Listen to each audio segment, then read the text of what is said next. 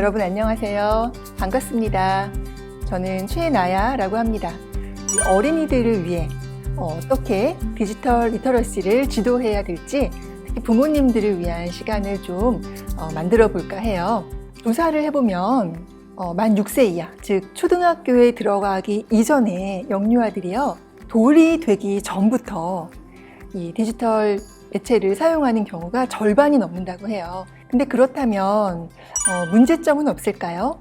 어린 아동일수록 뇌의 발달 상의 특성 때문에 자기 조절력이 쉽지 않아요. 어른처럼.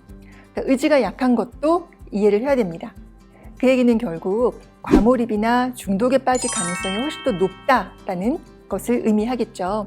근데 아이들이 태어나서 한 3, 4년 이 정도 기간 동안 가장 활발하게 뇌의 신경망이 생성되고 서로 연결됩니다. 이렇게 되기 위해서는 무엇이 필요할까요? 바로 다양한 감각 경험과 상호작용입니다. 즉, 우리 오감을 활용해서 세상을 만나고 대화를 주고받고, 특히 초반엔 듣는 게 중요하겠죠? 그러면서 또 말을 배우고, 이렇게 하면서 다양한 걸 학습을 하게 되는데, 즉 이때 이제 우리 뇌에서 시냅스의 가지치기 현상을 이용해서 뇌가 잘 이제 정비되는 이제 그런 과정이어야 하는데, 디지털 매체에 좀 과몰입을 하게 되면 이런 부분이 원활하게 이루어지지 않는다는 거예요. 자, 뇌 발달에 중요한 경험이 적어지기 때문인데요. 우리가 오감이라고 하면 눈으로 보는 것뿐만 아니라 듣고, 맛보고, 냄새 맡고, 만지고 하는 것이죠. 이런 부분을 통해서 특히 인간의 영아는 상당 부분을 학습하게 되어 있습니다. 이런 부분이 디지털 기기로 인해서 적어지면 경험상, 그리고 뇌 발달상 어려움이 생긴다는 거죠. 자, 다음 문제 짐작하셨을 것 같아요. 바로 중독이라는 부분입니다. 과몰입에 이어서 중독이 나타나게 되죠. 이제 아이들은 특히 재미있으면 그것을 더 파고드는 경향이 있습니다. 이제 어른보다 그런 부분이 더 강한 게 당연하죠. 근데 요즘 아이들을 보면은요, 일단 주의 집중을 잘 못하는 경향을 보여요. 그래서 굉장히 짧은 시간 동안만 무엇에 주의를 집중할 수 있고, 또 굉장히 강한 자극에만 반응하는 그런 경향을 보입니다. 근데 이게 디지털 기기를 활용 많이 해본 아이들일수록 이런 경향이 매우 강합니다.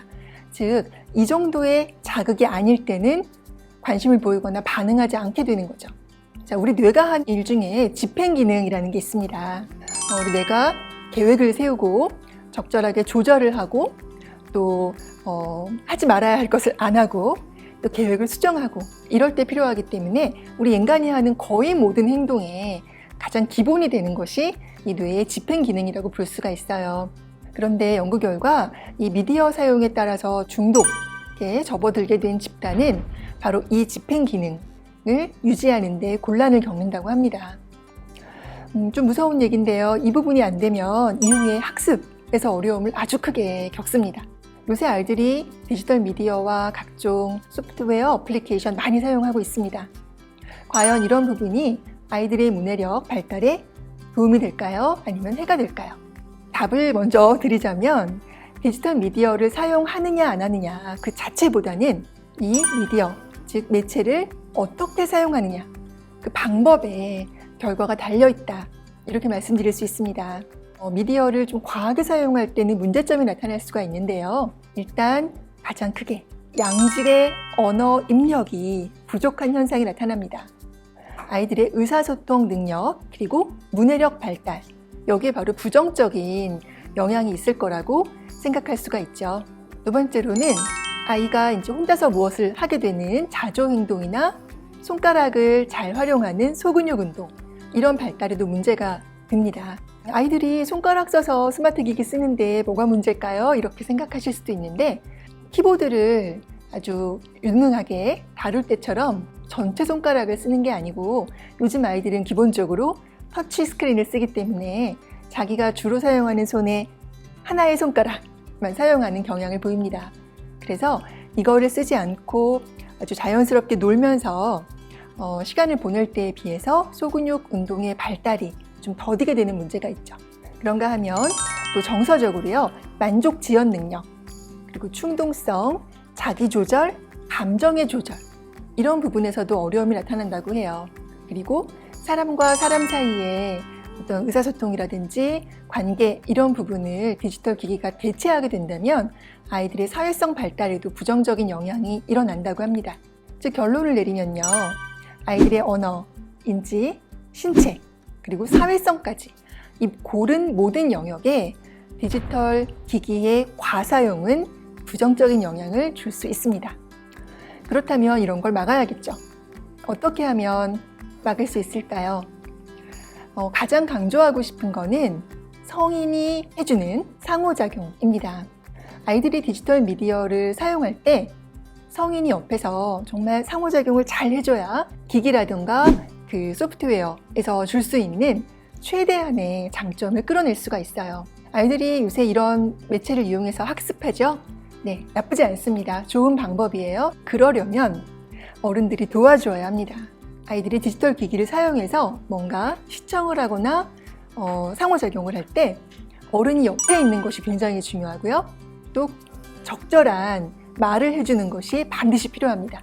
바로 그 상황에 대해서 질문도 하시고 아이가 잘했을 때는 격려나 칭찬도 하시고 또 아이가 모를 만한 단어, 새로운 개념 이런 거에 대해서는 뜻을 얘기해 주시거나 그냥 반복하시거나 어쨌든 그 대화에 그 내용이 들어가게 하는 것 자체가 굉장히 중요합니다.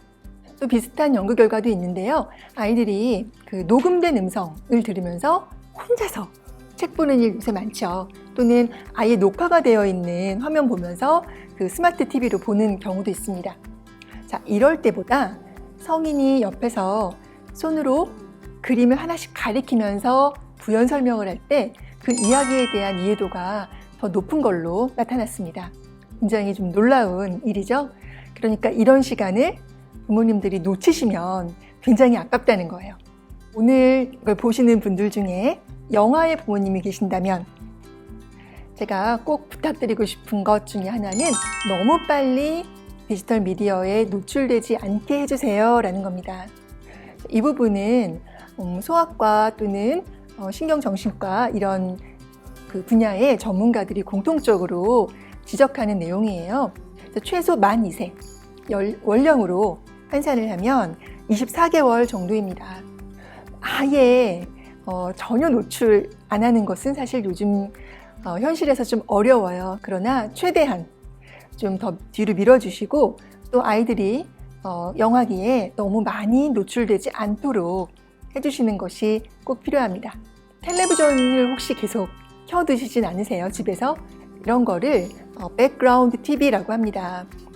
즉 배경에 뭔가 디지털 기기가 계속 켜져 있는 상태를 말하고요.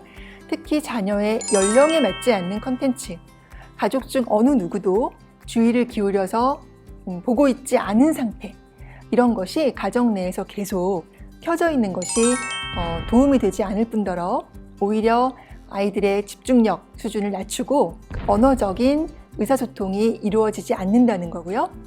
놀라운 사실 하나 말씀드릴까요? 전이 결핍이라는 개념이 있습니다.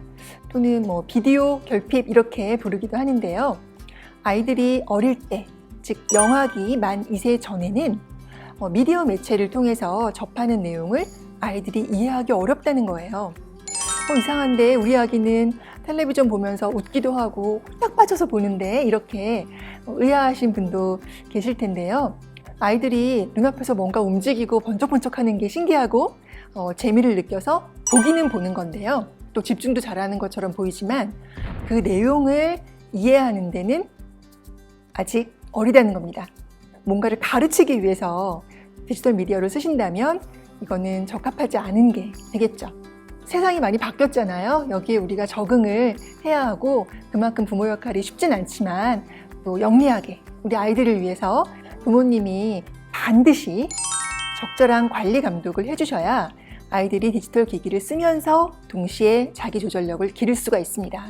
이런 부분을 키워주기 위해서는 디지털 기기를 잘 사용하게 하되 바로 그 이면에 여러 가지 훈육이 꼭 필요합니다. 그래서 이걸 위해서 필요한 것으로 규칙이 있겠는데요. 아이들에게 아주 명확한 규칙을 주셔야 하고요. 또 일관성과 융통성을 적절하게 유지하셔야 돼요. 자, 그렇게 하기 위해서 필요한 단계로 넘어갈까요? 디지털 사용 현황을 파악하는 겁니다. 자, 이걸 위해서 가족들이 모두 모이시고 대화를 나눠보세요. 자, 그러면서 구체적으로 어느 시간대에 어느 장소에서 어떤 프로그램이나 어플리케이션을 어떤 방법으로 쓰고 있지? 라는 식으로 대화를 나누신 다음에 이거를 어린이들을 위해서 표, 그림 또는 그래프 같은 걸 이용해서 나타내시면 좋아요. 바로 이 다음 단계로 나타나야 할 것이 미디어 사용의 규칙을 만드는 거예요. 모여서 같이 의논해야 된다는 겁니다. 민주적으로. 그렇게 하지 않으면 아무리 어린아이도 어느 순간에 이해를 못하고 반발을 합니다. 왜 나는 하면 안 돼요? 근데 왜 아빠 엄마는 계속 스마트폰 가지고 있어요? 이렇게 되는 거죠. 여기서 이제 꼭 필요한 부분이 있어요. 부모님도 나는 얼마나 사용하고 있는지 꼭 점검해 보셔야 된다는 겁니다. 의외로 부모님들께서 과몰입이나 중독 상태이신 경우가 많고요. 아이들에게 가장 큰 악영향이 될 수 있습니다. 자, 그러시면서 우리가 미리 정했던 스크린 타임, 사용 규칙 이런 거를 매일매일 지켜나가시는 게 좋겠고요. 특히 아이들이 스스로 그 규칙을 지켰을 때 잊지 말아야 할 것, 격려와 칭찬입니다. 그 순간이 쌓이면 아이들에게 자기 조절력이 반드시 생기기 때문이에요. 여기까지 오늘 준비한 우리 어린이들을 디지털 리터러시의 어떤 능력자로 키우는 방법에 대해서 말씀드렸습니다.